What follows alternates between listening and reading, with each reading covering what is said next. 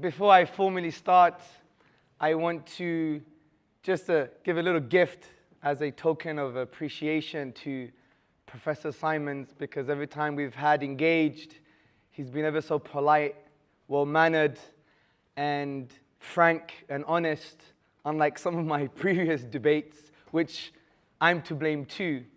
And I think in order to start in a nice way is to give gifts, as the Prophet Muhammad, upon whom be peace, said, spread love, and the way you do that is by giving gifts.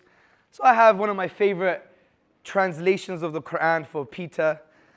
I hope he reads it, so it's thank you very much. No worries. Thank you very much. Thank you.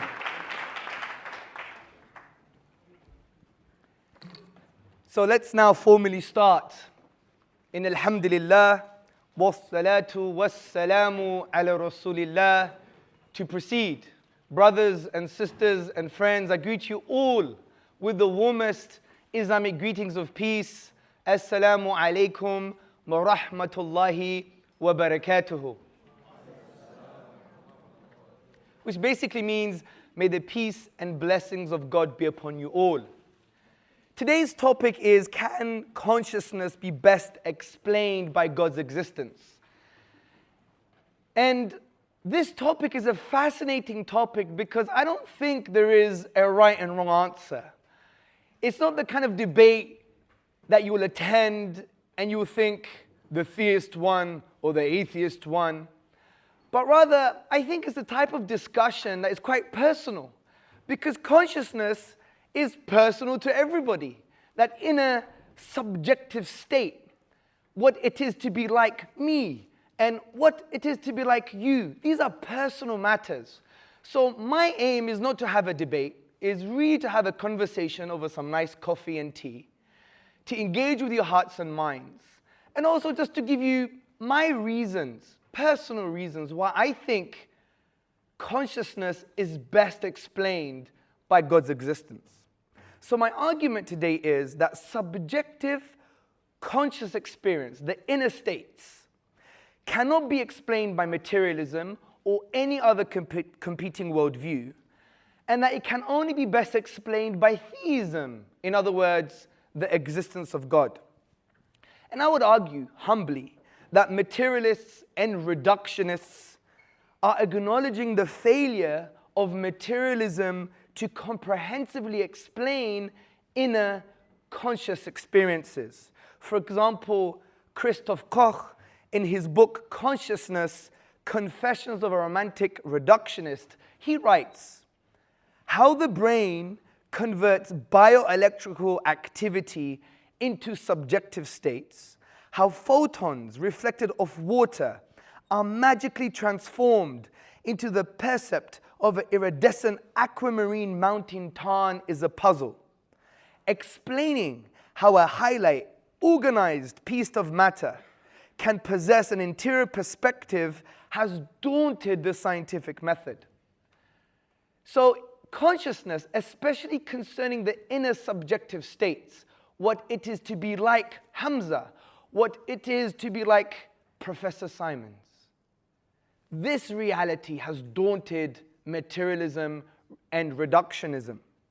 But as a preliminary note, I want you to understand that science has explained some aspects of consciousness very well. And these include, number one, the ability to discriminate, categorize, and react to external stimuli. Number two, the reportability of mental states. Number three, the ability of a system to access its own internal states. Number four, the focus of attention. Number five, the deliberate control of behavior. Number six, the difference between wakefulness and sleep. These are no issue for the scientific method. All of these can be explained in terms of computational or neural mechanisms, brothers, sisters, and friends. But what I would like to focus on is what Professor David Chalmers coined as the hard problem of consciousness, and many other academics are actually following suit. And the hard problem of consciousness refers to our phenomenal states, the inner subjective experience, what it is like to be Hamza. Let me give you an example. I like strawberries. And me eating a strawberry is a particular experience for myself. Now, from a materialist perspective, you may find some neurochemical happenings that correlate to me eating a strawberry. You may even find out that what I'm eating is nice and sweet. But from this neurochemical activity, you can never, ever find out what it is like to be Hamza eating a strawberry. This is the hard problem of consciousness. As Professor Chalmers explains, what unites all these states is that there is something it is like to be in them. All of them are states of experience. If any problem qualifies as the problem of consciousness, it is this one. And I would argue, brothers, sisters, and friends, that the hard problem of consciousness cannot be explained by the materialist, reductionist, verificationist, physicalist, naturalist paradigm. As Professor Nagel in his book Mind and Cosmos writes, consciousness is the most conspicuous obstacle to a comprehensive naturalism that relies only on the resources of physical science. If we take this problem seriously and follow out its implications, it threatens to unravel the entire naturalistic world picture. And Professor Chalmers puts this into perspective too. He says, even if every behavioral and cognitive function related to consciousness were explained, there would still remain a further mystery. Why is the performance of these functions accompanied by conscious experience? Even if we were to map all the neurochemical happenings in our brains to activity, to inner states, we will still never be able to answer the fundamental questions posed by the hard problem of consciousness. So I want to now really break down biological explanations for consciousness and philosophical explanations for consciousness and bring a theistic explanation. Let's start with the biological. Why have biological explanations failed to explain the hard problem of consciousness? Well, they have adopted 5 perilous strategies. 5 strategies that haven't worked. Number 1, they explain something else. Researchers simply admit that the problem of experience is too difficult for now and they can't find the answers, so they just explain something else. Number 2, they deny the hard problem of consciousness and they just say, we are just neurochemical zombies. And I would argue this falls for the fallacy which is called reductio ad absurdum, meaning it reduces the implications of what they're saying to absurdity, that we're just zombies. Number 3, subjective experience is explained by understanding the physical processes in our brain. This is the other perilous strategy that biological explanations have tried to come up with. But this sounds like magic, hocus pocus, because experience somehow emerges without any explanation. The question, how do these processes give rise to experience, is never answered. Number 4, the 4th perilous strategy adopted by these biological explanations, which is to explain the structure of experience. But this strategy tells us nothing of why there should be experience in the first place. Finally, the 5th fallacious and perilous strategy adopted by biological explanations. What they're trying to do is they isolate the substrate, which basically means the underlying basis or layer of experience. But this strategy does not explain why experience emerges from these processes and how. Let me give you one example to really put this into perspective. Take, for instance, Francis Crick's and Christoph Koch's toward a neurobiological theory of consciousness. Now, what they said was that they looked at certain oscillations in the cerebral cortex, and they claimed that these oscillations were the basis of conscious experience because they seem to correlate with awareness, particularly visual awareness. But there are some criticisms to their theory. Number 1, why do these oscillations give rise to subjective experience? It's unanswered. Number two, how? By just viewing these neurobiological happenings, can we appreciate what that experience is like? Again, unanswered.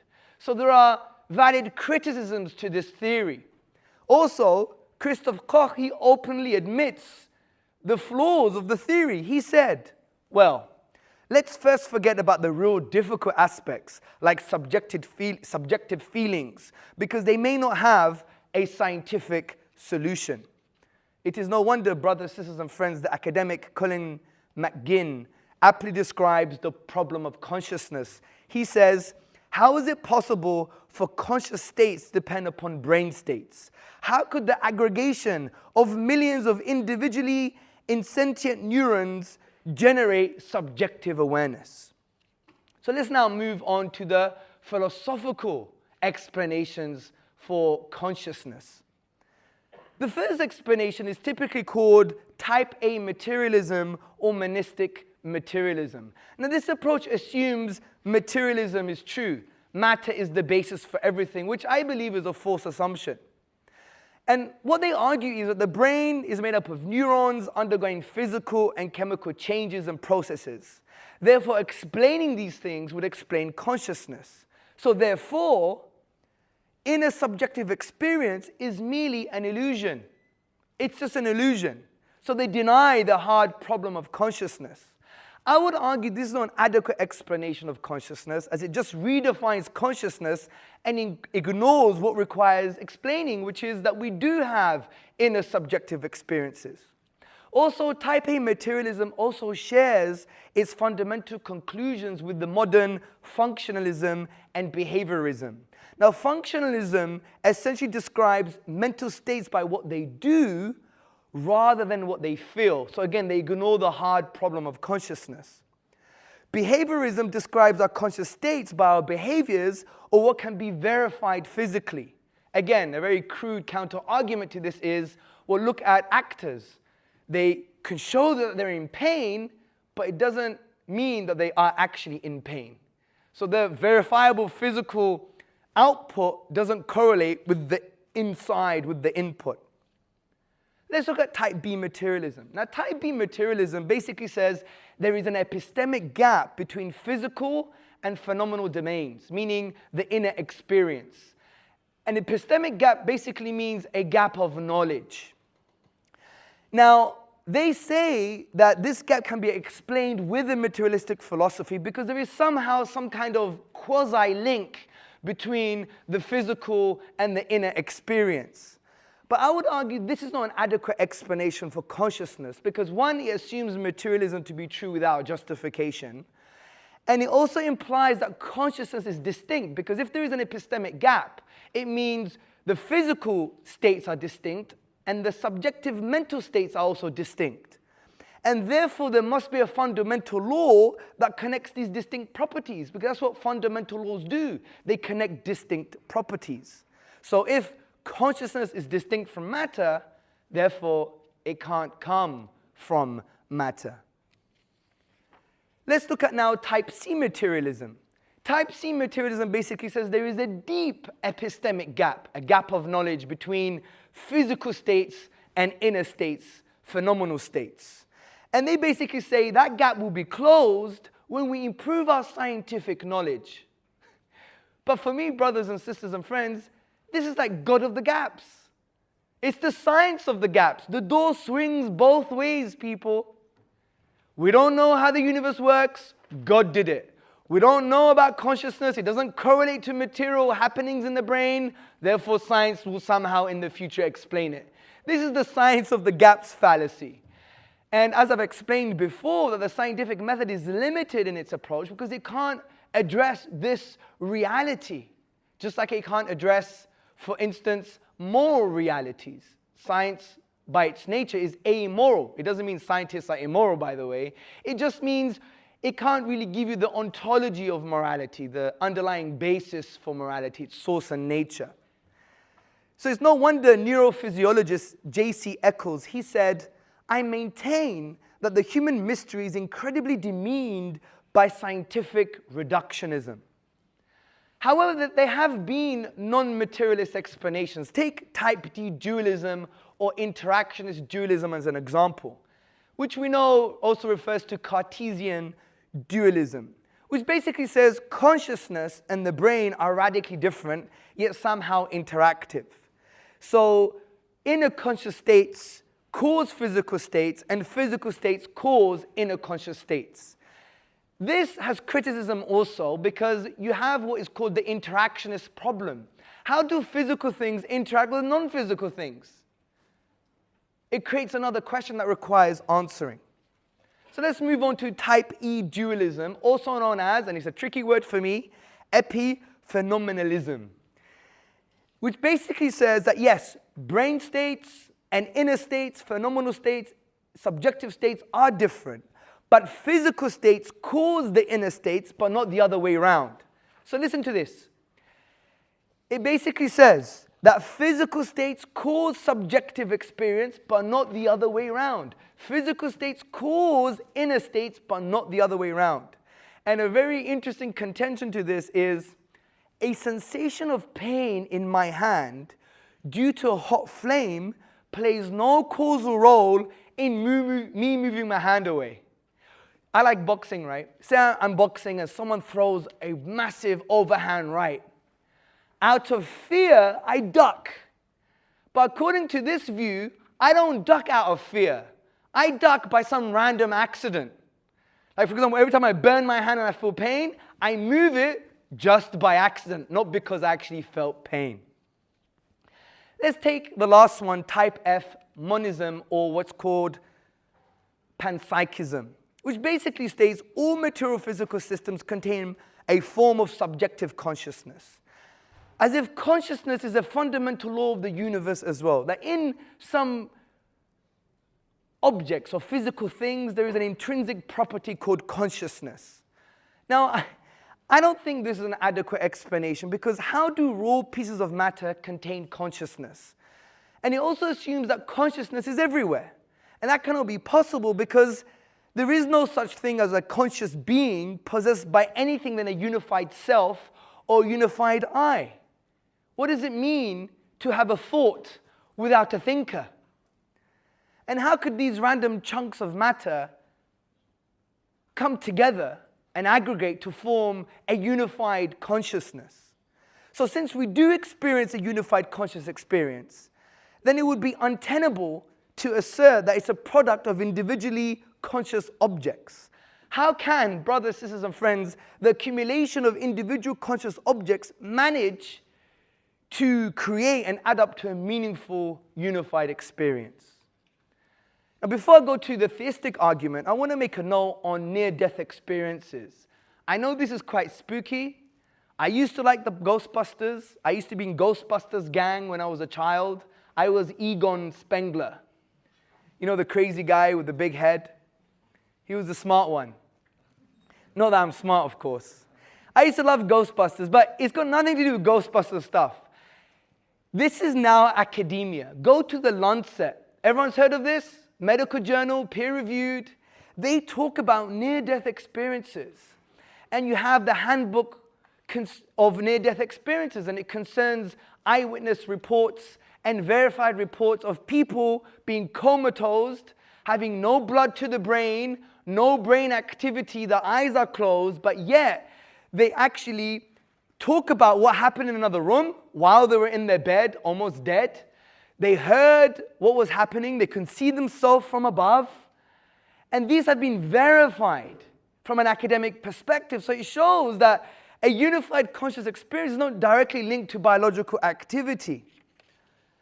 Now, if you go to, for example, the Handbook of Near-Death Experience, you see that they state the following. In a recent interview of 93 reports of potentially verifiable out-of-body perceptions during near-death experience, it has been found that 43% had been corroborated to the investigator by an independent informant.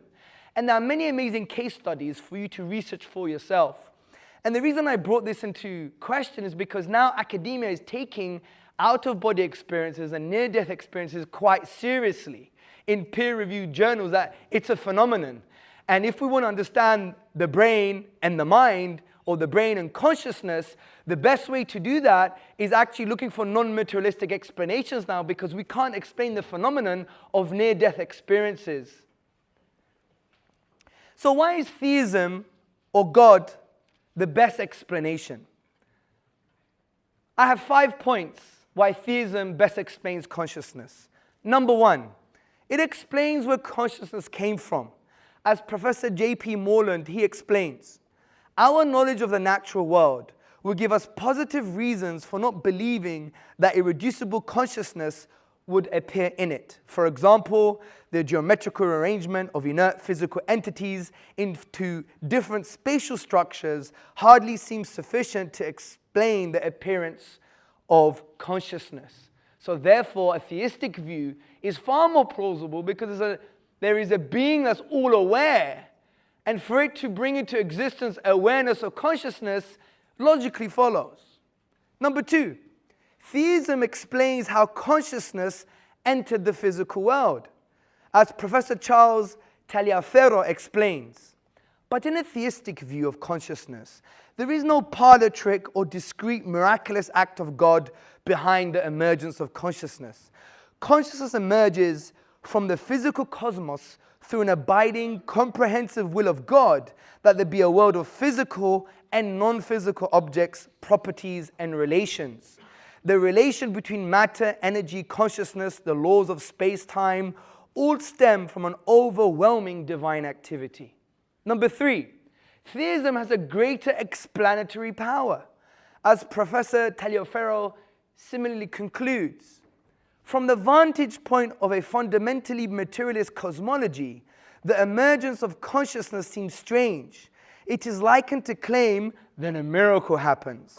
But from the vantage point of theism, the emergence of consciousness may be seen as something deeply rooted in the very nature of reality. The creation of animal and human consciousness is not some isolated miracle, but a reflection of the underlying structure of reality. Number 4, theism explains the interaction between the physical and the non-physical, which was the problem of Cartesian dualism. God's will, for example, and power has enabled such interaction to take place, as this interaction is part and parcel of the reality that God had created. Similarly, if in the beginning of the cosmos all you had is matter, then you wouldn't get mind. However, if in the beginning you had mind or consciousness or all-aware being, then it follows, if it created matter, you can also have consciousness and awareness too. Finally, number 5, theism explains the ability for us to have inner subjective conscious experiences. Because a theistic God, a monotheistic God, is all-aware, has a will, has volition. In Islamic thought, this is called irada, a will. And since this eternal being that has a will and is aware and has an irada created the entire cosmos, then it follows that we have been given this capacity also to be aware. So let me summarize my argument. Number 1, subjective conscious experiences can be best explained via materialist, theist, or other competing worldview.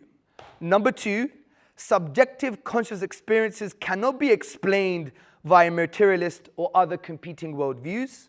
Number 3, therefore, subjective conscious experiences is best explained by theism.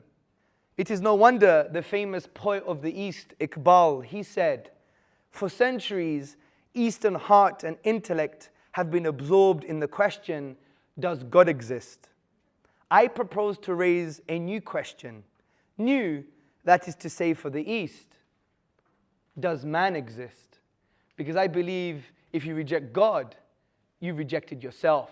The very fact that you have inner, subjective, conscious experiences.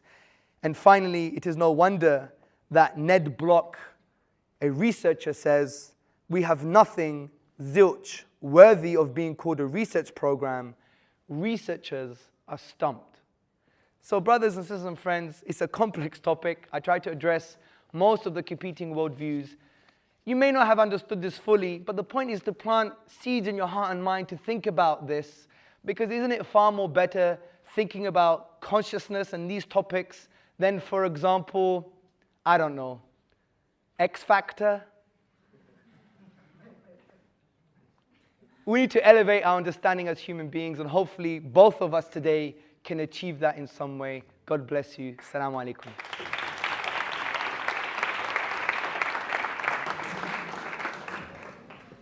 Thank you. Good evening, everybody. Assalamu alaikum. And it's peace be unto you. And it's very nice to be back here after the last time was, I think, 3 years ago.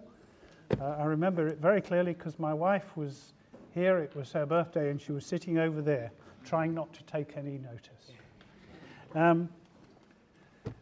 Thank you to Kieran for the invitation. Thank you for having me. Thank you to Hamza for his usual very well-informed, entertaining and eloquent putting of the case for the best explanation of consciousness being the existence of God. I am going to put the opposite case, or at least I am if I can find my crib notes, which are here.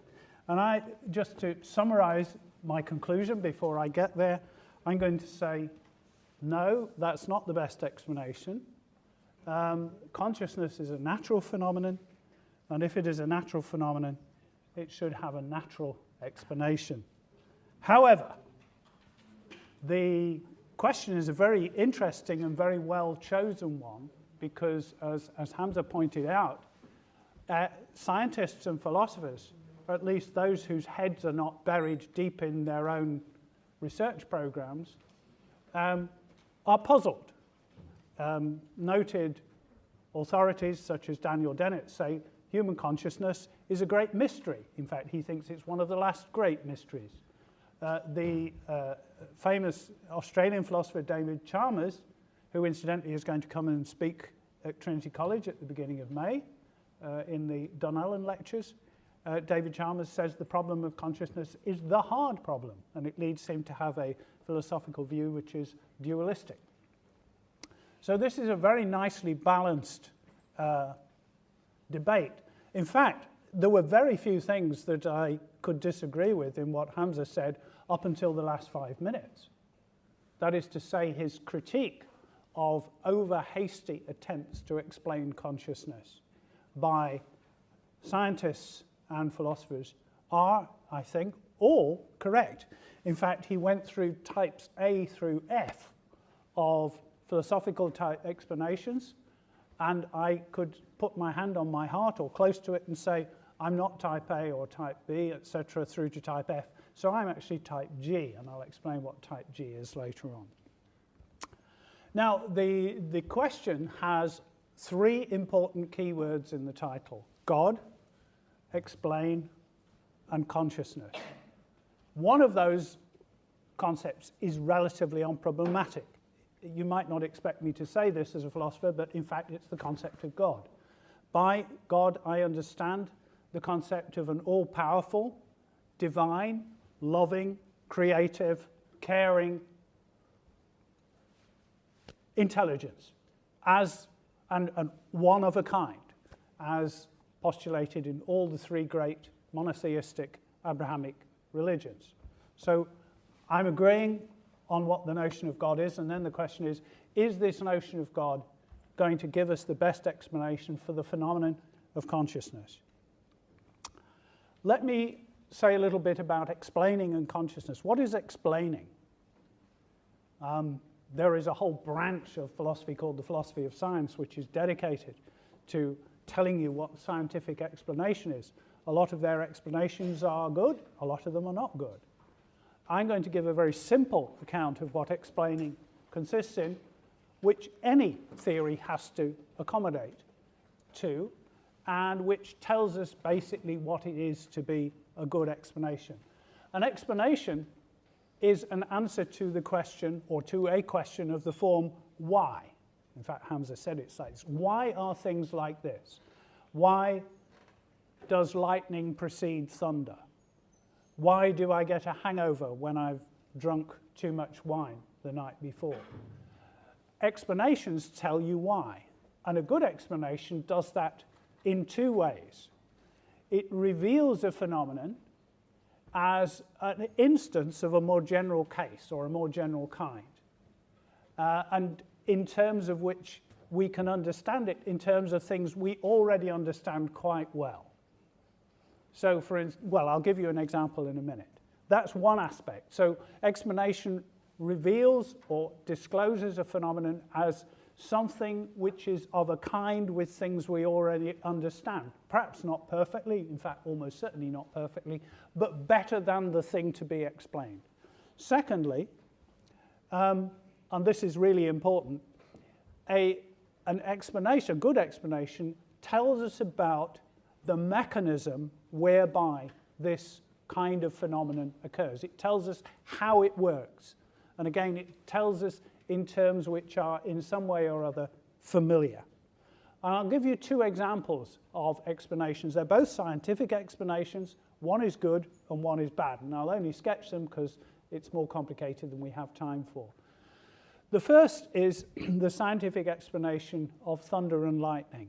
Thunder and lightning was originally said by Aristotle, well, certainly thunder. I don't know about what he said about lightning, but the Greek philosopher Aristotle said, thunder is caused by clouds colliding in the sky. And when I was a small child, I actually thought that was true.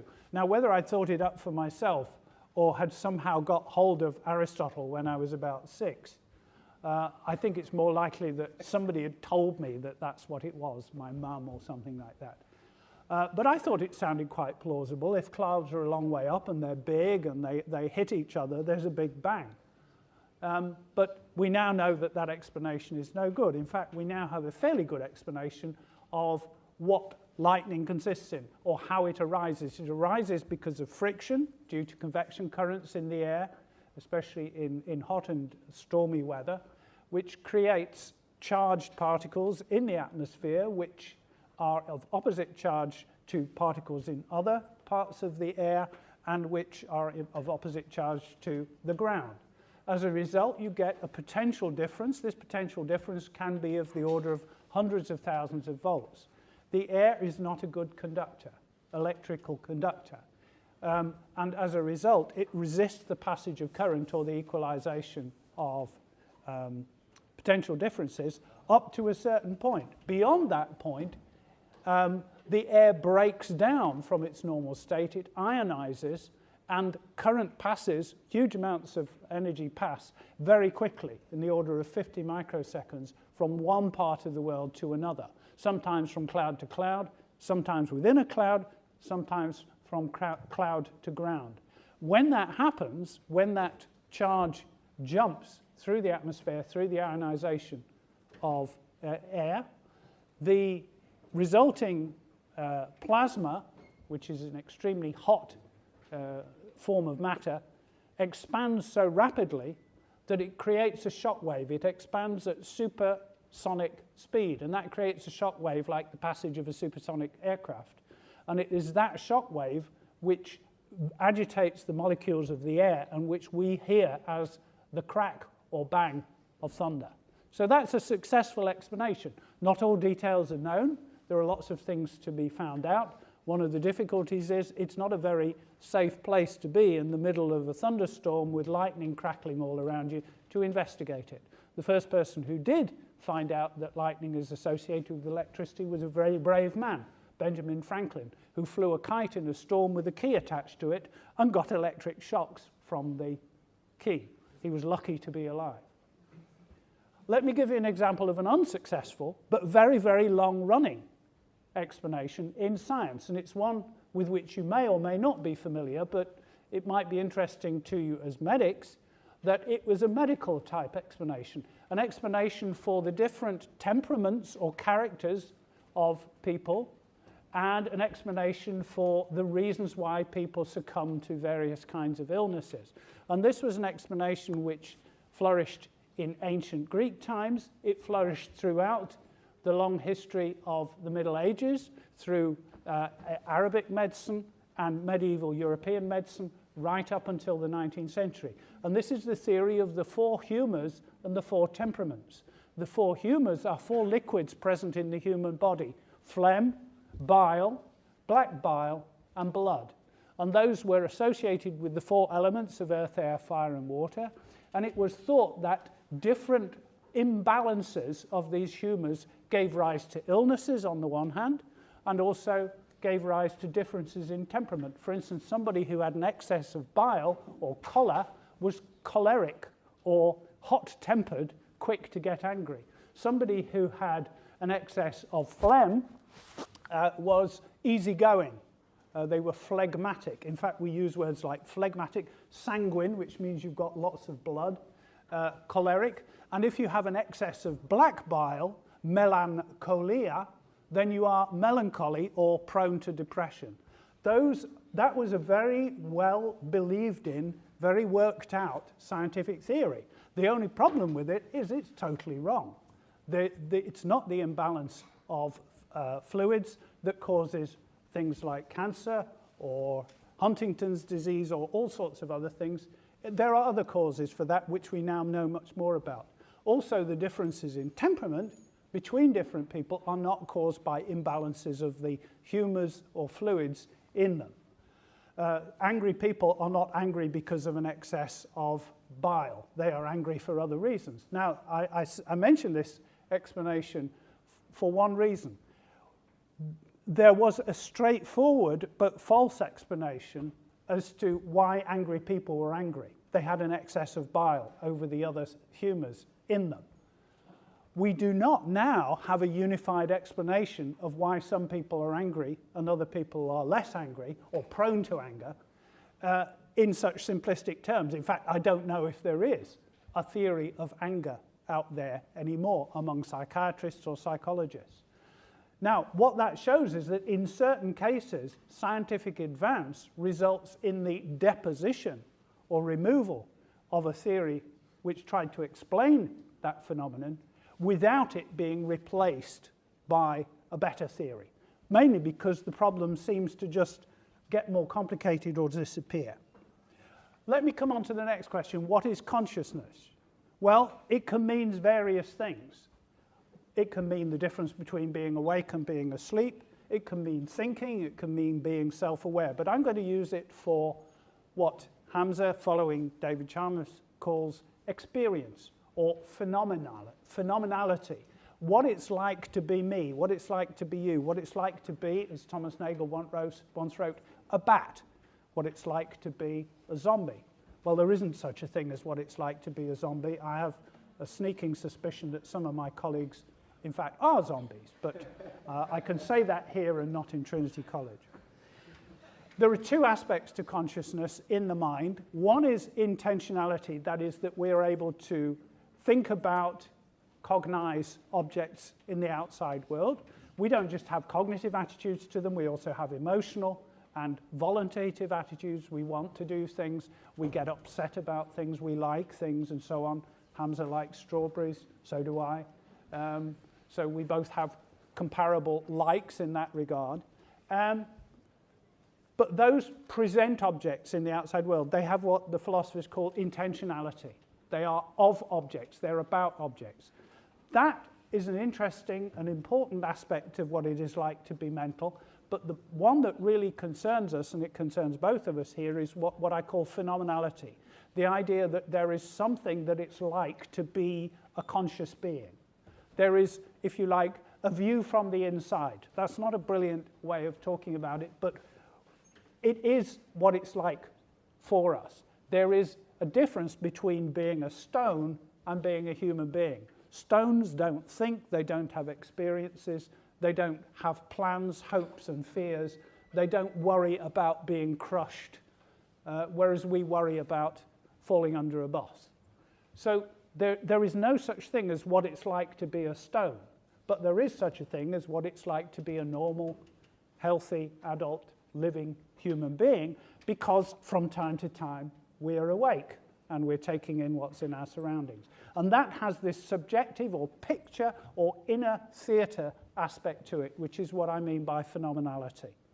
And that is the aspect of consciousness that David Chalmers calls the hard problem. That's the bit that science seems not to have got round to explaining adequately.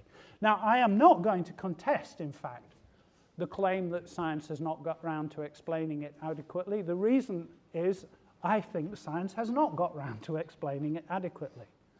What would a natural explanation of consciousness look like? Well, first of all, it would have to give a mechanism as to how it works.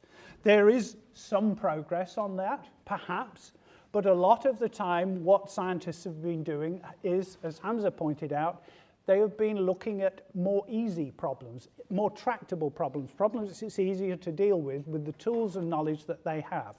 The consciousness problem stumps them, and so they push it on one side and say, let's get on with what we can do. And then they come back and say, oh, well, we're working on consciousness. But actually what they're doing is they're working on things that they hope will help them to work on consciousness down the line. So I'm not going to dispute with that. It is not clear, therefore, that neurophysiological investigations to date have really started tackling the problem of phenomenality and consciousness. Now, it may be because this is a problem that is too difficult for us to work on. Maybe the human organism is not sufficiently complicated to understand the complications of the human organism, which is an option that I wouldn't rule out at all. The most complicated object in the known universe is the human brain. Try and use that with all its faults to understand the human brain, and you might just come up short by an order of magnitude. Another reason is we've not been going at it very long. Brain research has been going since about the mid-19th century, and we have only recently acquired decent tools, scanners and the like, to help us look inside the brain without doing things like killing people and slicing their brains and seeing what they look like. It's pretty hard to see what's going on in someone's brain if you have to kill them and slice their brain into thin slices to do so. They tend not to survive the experiment. But even so, a lot of the claims that you see about what's going on in people's brains when they do an MRI scan are exaggerated. These are scientists getting excited about finding new things. They see parts of the brain lighting up and they say, this shows that this is where consciousness is. Or this shows that this person is actually in a coma, but they are thinking about playing tennis. So they get overexcited, as you would do if you're on the cutting edge of science. So I will agree then that science has not got very far, if far at all, in explaining why there is phenomenality. Now, the other aspect to what it should do is it should explain how phenomenality, if you're doing a natural explanation, we are organisms, I claim consciousness is a natural phenomenon. If it is a natural phenomenon, how did it evolve? And in fact, why did it evolve? Why is there consciousness? Why can we not get by without being zombies? And again, I think that the theory of evolution has come up short. There is a lot of hand-waving, and there is a lot of theory. In fact, there are a lot of theories. This book here, which is so heavy I can hardly hold it, is the Blackwell Companion to Consciousness. I'm holding it up not because I claim to have read it, but because I claim not to have read most of it, because there are so many differing theories there that I come out more confused than I was before. So I think that the progress on the evolution of consciousness is, if not non-existent, very pitiful. So I will agree then that science has not given us a satisfactory natural explanation of phenomenality to date. So the question is, as Vladimir Ilyich Lenin once said, what is to be done? Well, there are two things. You can choose one of two paths. One path is to say, it's never going to be solved by scientific natural means, therefore we must look for another explanation. And that's when you invoke God, as Hamza did in his final part. You look for what I call a supernatural explanation, because it goes beyond what is in the natural world of space-time and causation. The alternative, which is the one I propose is the way to go, is keep working. It may not be next week, it may not be next year, it may not be the next 500 years, but if we keep working, there is a reasonable chance that we'll get closer to an account of what phenomenality consists in, how it arises, and what purpose it might serve in evolutionary terms. Now, it's not guaranteed to serve an evolutionary purpose, or it might serve a purpose now, but have arisen for completely irrelevant reasons. There are lots of cases in the evolution of organisms where organs and processes have come about for one reason, and then they've stopped functioning in that way and have been co-opted for other things. A good example being the jaw. The jaw was not originally for chewing things with and biting. It was originally a thing to hang gills on in certain kinds of fish. The inner ear, about which you all know much more than I do, consists of several very, very beautiful and delicately balanced bones connected together. Those bones were not there for hearing originally. They were part of the jaws of fish and reptiles. And only gradually in mammals did they migrate up and become the very, very delicate mechanism mediating between the inner ear and the nerves that go into the brain. So parts of an organism can be co-opted for other purposes later on. Bat wings are just arms with skinny bits in between them. Bird wings are arms with feathers on them. Legs and arms are just fins that have grown strong enough to support us on land, and so forth. So sometimes something might have arisen for irrelevant reasons and have been co-opted later on. Now, I have no idea whether consciousness is in that bracket or not. It might be, it might not be. I'm being extremely candid, modest, and disarming by saying, I don't know. And I think good scientists, and a lot of them do, should also say, I don't know. So, if there isn't a good natural explanation, should we keep pushing? The answer is yes. After all, if eventually there is a good natural explanation, that would be better than a supernatural explanation because it would integrate the account of consciousness into the account of the rest of the physical cosmos. Okay? So you wouldn't need to postulate supernatural causes or supernatural agencies to explain what I think is a natural and very widespread phenomenon. 2 minutes? Oh, okay. All right. How long have I got? 4 minutes, thank you. That's good. So science may get there in the end. It might not, for various reasons. It might be beyond us. More likely, we will kill ourselves in the meantime and not be replaced by anything more intelligent. Or we might just get unlucky and a big comet will strike the planet. Who knows what will happen? We don't know. So I would just simply counsel patience. If you're a natural scientist, you have to get used to the idea that you can't do everything overnight. And not just because of lack of funding from the Irish Research Council, although that doesn't help, he said pleadingly, but because some problems are very big. Sometimes you need to walk before you can run. So why is the explanation in terms of God's existence not a good explanation? First point, and I'm glad Hamza brought this up, in some places, you invoke God because you haven't got any other explanation. That's called the God of the gaps way of using God. There are lots of reasons why that's bad. One is that as science explains more, it means that the job for God gets narrower, which is very demeaning. Secondly, I would expect God to be able to explain things that are explained by physical science as well as things that aren't explained by physical science. After all, why is God just there to cover up the bits that we don't know about? So that would be another aspect of being demeaning. The third thing is, I'm very glad he brought this up, scientists are guilty of the same fallacy when they say, oh, it's sure to be solved down the line. That is science of the gaps. We haven't got there yet, but don't worry, just give us lots of funding and we'll get it within 50 years or within 10 years or however ambitious you are. I think we've been thinking about the mind for 3,000-4,000 years. We're not there yet. Well, it's just started. Give us another 500, maybe we'll never get there. Don't be impatient. The other reason, however, another reason why it's not good to invoke God is that God can be used to explain all sorts of things, whatever happens to be out there.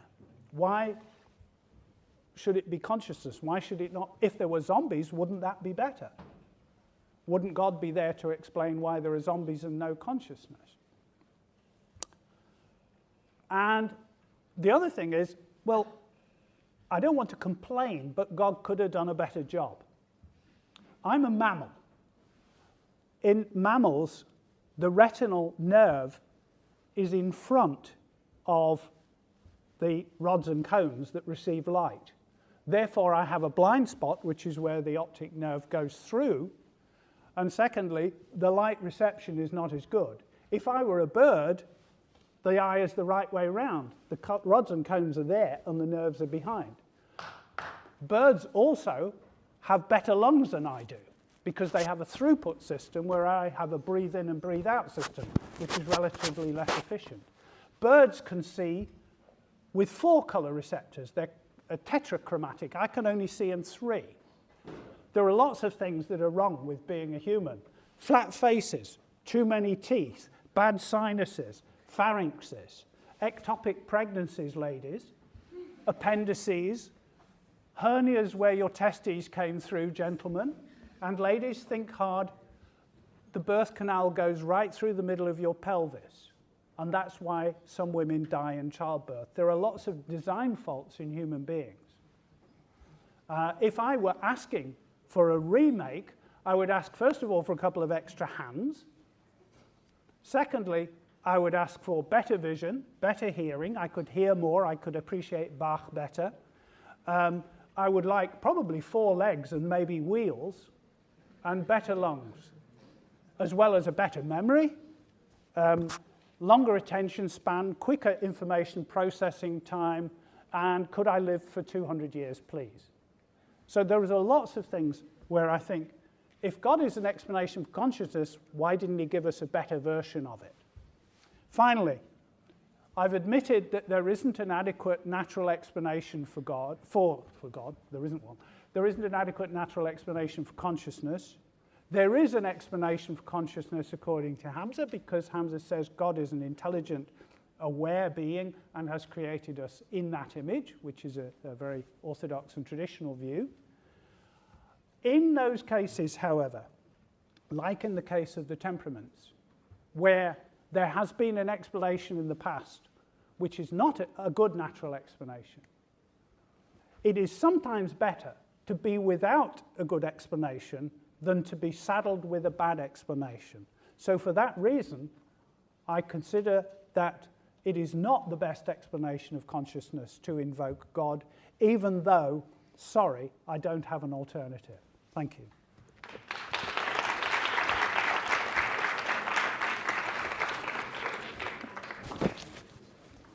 Bismillahir Rahmanir Rahim. In the name of God, the most gracious, the most merciful.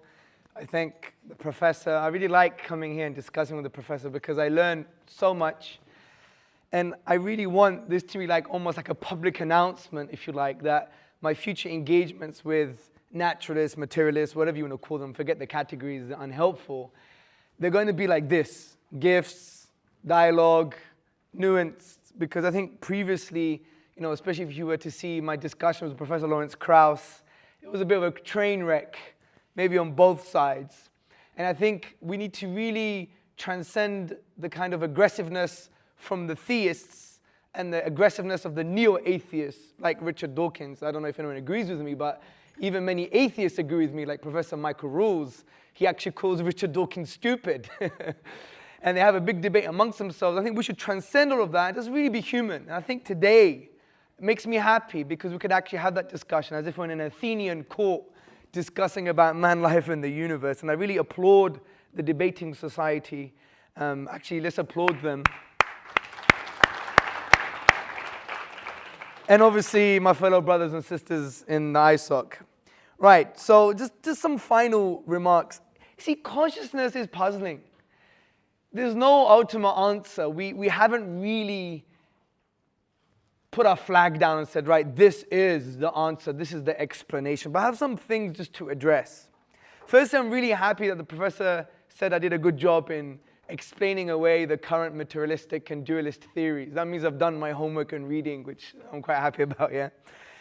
The other thing I want to address is maybe we're thinking that there must be a naturalistic, materialistic explanation here. I think we're presuming naturalism to be true. Because it works in everything else, therefore it must work for consciousness as well. And I would not hardly disagree with anything that the professor has said. Yes, in a scientific explanation, you require certain things. We totally agree with that, especially as Muslims, because we believe the natural world is how God does things. For example, in classical theology in Islam, God has created asbab, causes within the universe, in order for us to understand and actually comprehend the universe. So a naturalist scientific explanation is God's explanation. This is what Islam says. That's why Islam, in the Quran rather, God says, look into the interconnecting principles of nature. So we totally agree with this. But my contention is that by studying the scientific method and by understanding what is going on in the brain, even in a limited way, it's de-scoped. We can never understand the inner subconscious states, because from the perspective of looking at neurochemical happenings, that could never translate. The jump is way too big. It can never translate into some form of, I now know what it is like to be Professor Simons. So the point here, this is a signpost, as an indicator that, you know what? We must start looking at non-naturalistic explanations. And I don't think there's any problem with that at all, because we've done that for many other things. Because we understand, for instance, that science as a method, empiricism can't really deal with, for example, logically necessary truths. That's a different realm of philosophy, if you like. When we look at morality, we know that science, generally speaking, can inform our morality, but cannot provide a basis for it. So we see that in many areas of learning and knowledge, we realize that materialism and naturalism just is de-scoped from that perspective. And consciousness is another one of those things, and I don't think there's anything wrong with that. So if this science does come to us and say, well, this is how things work, well, if you remember when we quoted Professor Chalmers when he said, at the end of the day, even if we were to know everything about the brain, it would not follow that we know what it is like to be that person with a brain with these mental internal states. This is not a question of science, it's a question of metaphysics. It's a question of, can we have a comprehensive explanation for the why? We don't disagree with the how. Bring on the science. Like, from an Islamic perspective, we love science, right? If you study the history of science, you see how Muslims loved science. So from this perspective, brothers and sisters and friends, it's not necessarily dealing with the how, but more questioning the why. Let me give you a car analogy. We know how the car works. Spark plugs and whatever, right? But the how doesn't really tell us the why. The reason it works, why it works, is because someone designed it that way.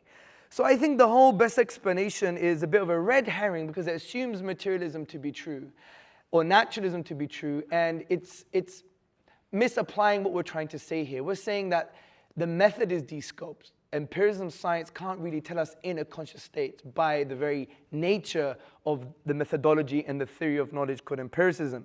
On a final note, I just want to explain that God, from a metaphysical explanation and a why explanation, is a fantastic explanation, as I discussed. But I just want to address some of the design faults that the professor was talking about. Well, if you are a naturalist and a scientist and you have empiricism as your worldview, you can never claim that they're actually faults, because even you know that maybe in the future science will tell us why we have them in the first place. And maybe science will tell you why you have an appendix. And maybe science may tell you that why you have wisdom teeth, or why you had a jaw. You have to be open for future conclusions, because science is based on induction, which is taking limited observations and concluding for the next or the entire set of observations. So you can never say it is a design fault by the very nature of the scientific method or the way you conclude scientifically, because you don't have an infinite number of observations. And the other point I'd like to make is, it's fit for purpose. You're meant to live into about 70 or 80 and then meet your Lord. If we were to be perfect, then what's the point of paradise? Assalamu alaikum. So thanks again. I applaud the openness that Hamza is pushing. It's my own view also.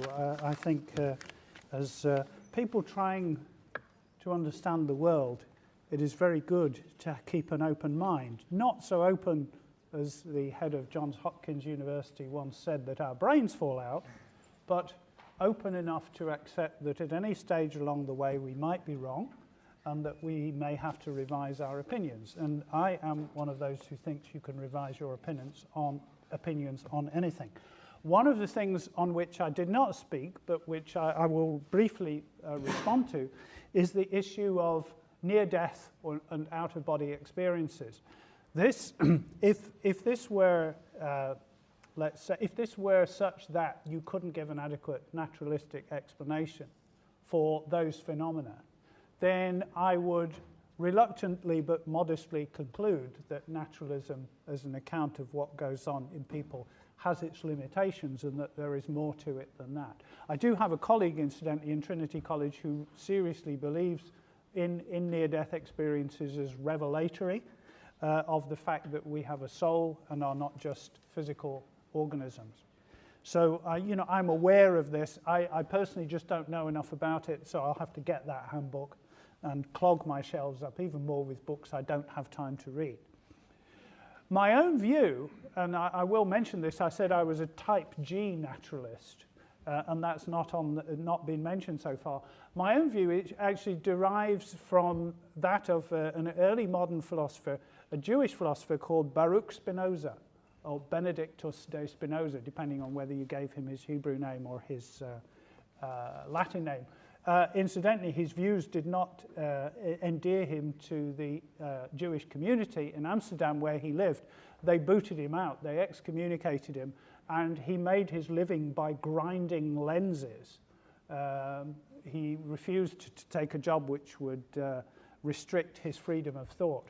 As a result, he suffered considerably from the glass that got into his lungs and his eyes. A very, very courageous man. Baruch Spinoza held the view, I mean, there's a lot about Spinoza's metaphysics that I disagree with, but the one thing I do agree with is that the mind and the body, or consciousness and brain processes, are two aspects of one and the same thing. Now, what do I mean by that? First of all, there is only one set of phenomena going on. There are brain processes and there are conscious processes. Some of the conscious processes are brain processes, all the conscious processes are brain processes, not vice versa. There are things going on in the brain which don't affect consciousness. Secondly, the difference between them is, and why there is such a thing as what it is like to be me, is that when we do brain science and when we look in scanners and when we look when we do instrumental investigations of how the brain works, we do it from the outside. We do it looking through the benefit of our conscious experience to what's going on in either other people, or if we can do it subtly enough, in ourselves. I had a teacher in Manchester where I was a graduate student who told me about how he had his brain operated on while he was conscious, because he'd had a motorcycle accident and there were bits of the road in his brain. And knowing that those parts of the brain did not have any pain nerves in them, he arranged for there to be a mirror so that he could correlate what the guys were doing when they were probing around in the grey stuff and what was going on in his experience. And he did say, well, when they probed here, I saw flashes of light and so on. So the difference is, the reason that having a bunch of neurons and other cells interacting in a certain way, consciousness is a process, it isn't a thing. It's a process that goes on in certain kinds of organisms that emerges in the course of evolution, we know not how. It's probably fairly endemic among animals. When that's going on, there are two things. If you look at it from the outside, you can't understand that there's anything in all the stuff you can see, hear, smell, and whatever that would be what it's like to be it. The reason that you can't is that you're not being it. You've got to actually be inside for there to be what it's like to be. That's why there might be such a thing as what it's like to be a cat, but there isn't such a thing as what it's like to be a stone. And I agree with Hamza that panpsychism, which is the view that the whole of nature is mental, is a silly doctrine. That's my philosophical worst attribute. It's silly. It's ridiculous. To think that an electron could have existential angst is ridiculous. Now, that's not to say that great philosophers haven't held it. In the 17th and 18th century, Leibniz, who knew Spinoza and was influenced by him, was a panpsychist. He thought the whole of nature was mental. And also in the 20th century, my fellow countryman Alfred North Whitehead, one of the great metaphysicians of the 20th century and a good mathematician, was also a panpsychist. And I say to him, Alfie, why did you do that? So I think that I don't think you can explain it, what it is to be like, but I think you can account for the difference between looking in from the outside and sitting there on the inside. And that when certain things are going on which other people can see from the outside, what they are looking at is what is going on inside me when I am being me. Thank you.